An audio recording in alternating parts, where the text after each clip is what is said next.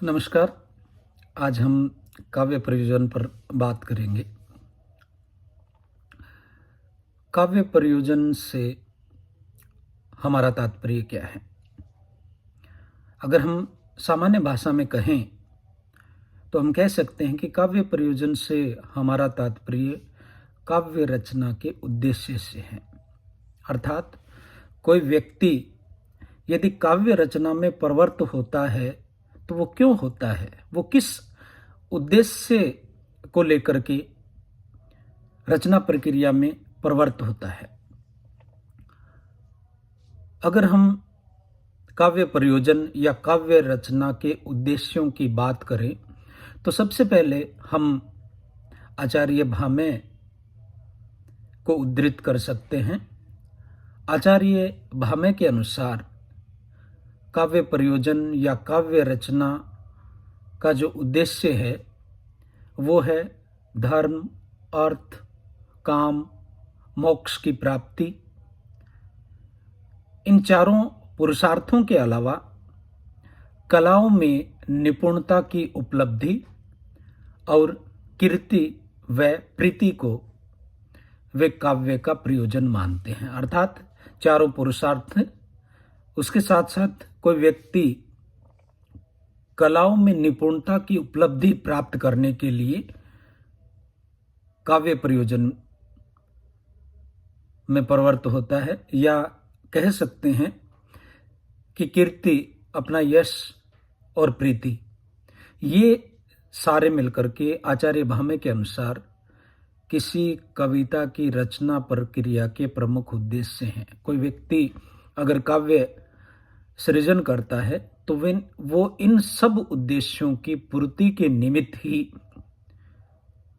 काव्य सर्जन में प्रवृत्त होता है। आचार्य वामन ने कीर्ति और प्रीति को ही काव्य का प्रमुख प्रयोजन स्वीकार किया है, किंतु संस्कृत के इन विभिन्न आचार्यों में आचार्य मम्मट द्वारा निर्दिष्ट जो काव्य प्रयोजन है, उन काव्य प्रयोजनों को व्यापक स्वीकृति मिली और उनके अनुसार जो काव्य के प्रयोजन है या जो काव्य रचना का उद्देश्य है वो इस प्रकार है: यश, अर्थ, व्यवहारिक ज्ञान की उपलब्धि, अमंगल निवृत्ति, लोकोत्तर आनंद की उपलब्धि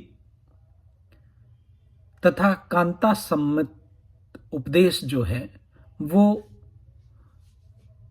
काव्य के महत्वपूर्ण प्रयोजन है। यदि संस्कृत आचार्यों के बाद हम रीतिकाल के प्रमुख आचार्यों की बात करें तो उनमें सबसे पहले जो नाम हमारे सामने आता है वो कुलपति का लिया जा सकता है। और कुलपति ये कहते हैं कि जस संपत्ति आनंद अति दुखिन डारे खोई, होत कवित्ते चतुराई जगत बाम बस होई। फिर से दोहरा देता हूं कि जस संपत्ति आनंद अति दुखिन डारे खोई, होत कवित्ते चतुराई जगत बाम बस होई। अर्थात काव्य से यश, संपत्ति, अलौकिक आनंद की प्राप्ति, दुखों का नाश, लौकिक चतुरता, और लौकिक चतुरता के साथ संसार के लोग कविता में निहित जो राग तत्व है उस राग तत्व के वशीभूत हो जाते हैं, ये कुलपति का मानना है। रीतिकाल के एक और महत्वपूर्ण कवि देव काव्य प्रयोजन को कुछ इस प्रकार से हमारे सामने रखते हैं कि रहत न घरवर धाम धन, तरवर सरवर कूप, जग जस शरीर जग में अमर, भव्य काव्य रस रूप। फिर से दोहराता हूं कि रहत न घरवर धाम धन, तरवर सरवर कूप, जस शरीर जग में अमर, भव्य काव्य रस रूप।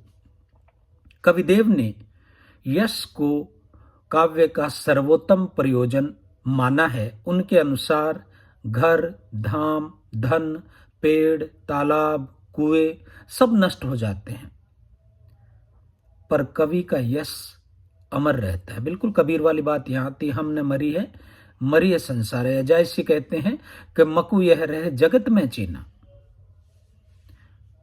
और कुछ रहे ना रहे, कवि का जो यश है वो इस संसार में नश्वर है। रीतिकाल के बाद यदि हम आधुनिक काल की बात करें तो महावीर प्रसाद द्विवेदी ने ज्ञान विस्तार और मनोरंजन को काव्य का यश माना है।